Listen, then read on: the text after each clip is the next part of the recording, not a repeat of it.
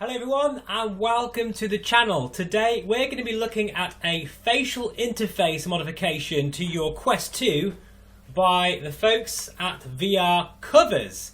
Now, I'm one of them people that I feel the Quest 2 isn't really that comfortable. The first time I used it, I was like, you know what, it's just pretty horrendous with how it feels on the face, of course. And I think a lot of it's down to cost cutting really, because the headset is really cheap, admittedly. So this is the original cover, which I've been using now for quite a few months. And I'm one of these people that when I'm, using the Quest 2, I like to have long play sessions. And after a while, even after like half an hour, it starts to hurt the face, especially around here. So this is VR Covers solution right here. And I've got two facial pads actually. I've got the thinner version, and this really thick, incredibly, look at that. It looks like a memory foam mattress. In fact, I said in my Reverb G2 video recently, this feels like it is a memory foam mattress for your face. That just feels amazing.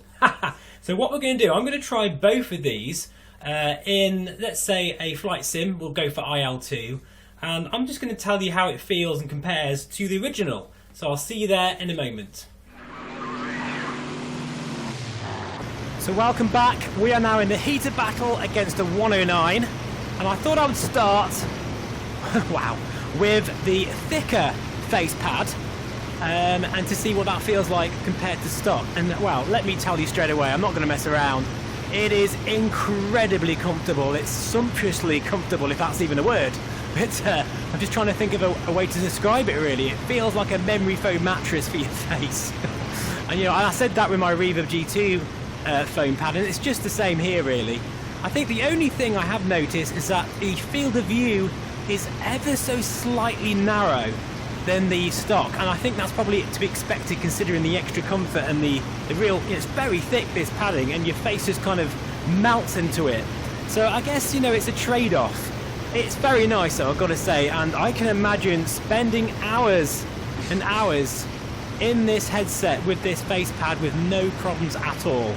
I also like how you can wipe it clean really easy, with the sort of a wet wipe or whatever if you've had a particularly stressful session.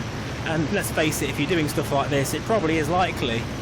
And yeah, I think it feels fantastic, but I have to say, I am curious to see what the thinner version will be like, to see if it retains that level of comfort, but, has a better field of view. This 109 will not give in, I tell you that. But what I'll do is, I'll just put on the screen now a bit of a close-up view of what it looks like with the facial interface which comes with it. And it's really easy to install. You just basically put the your brand new face pad onto it, and it sticks right up onto it, no problems at all, and then it just goes onto your Quest 2. Very easy indeed. There's no messing around. I wasn't sure what to expect really, but no, it couldn't be any easier, to be honest.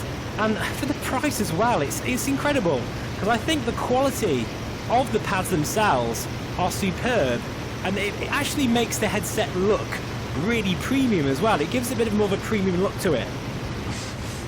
So there we are. I think as a to kind of like sum this first impressions up of the thicker pad, incredible comfort, like it's really comfortable, but you do lose a little bit of the field of view. Depending on how important that is to you, it will depend, I guess, on the particular version. But anyway, I think what we'll do now is finish this guy off, if possible. In fact, to be honest, to save your time, because I might be a while, I'm going to try and just leg it over here. I'm just going to outrun this guy.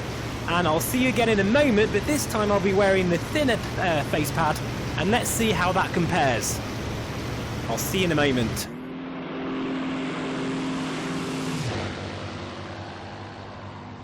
Okay, welcome back. We are now in the thinner version of the same face pad, and I'm really surprised to say that the comfort is still incredible. It's still really good. So I wasn't expecting it. I thought it would actually be quite a downgrade compared to the thicker face pad. I also like as well how the field of view, it's not better than the stock Quest 2 pad, but it's certainly no worse.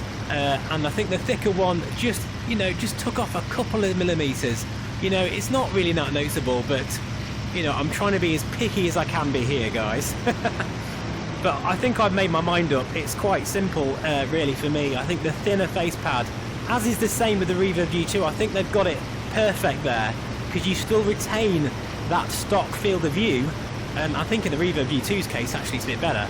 But for the Quest 2, it's about the same, which is that's no biggie. That's not too bad at all. I'm happy to retain that field of view. But the comfort is off the chart. It really looks and feels so much better. Question is, can we actually shoot this guy down? I'm not sure, guys. Hang on a minute. I think, are we on his tail yet? Not quite. Oh, yes. We got a few hits there. I'm using the Authentic-Kit Spitfire spade grip that I've mentioned on the channel about 1 million times recently, but it's so good. Yeah, this is great. This definitely... The number one complaint I've always had with the Quest 2 was the comfort. It just wasn't working out. There he is, he's gone down. Oh, look at that, wow. So there we are. It's even made me a better pilot, somehow. But do you know what, also, the Quest 2 is running so well now in all of the sims. All my favourites, the IL-2, DCS, X-Plane, they're all working really well now in the Quest 2. But there, I think that's really the conclusion, guys. For me personally, I prefer the thinner face pad, but I think whichever one you get, it's a huge difference to the original. So yeah, thank you so much for watching. I think that will do for now, and I'll see you again very soon. Bye bye for now. We're heading home for tea and scones.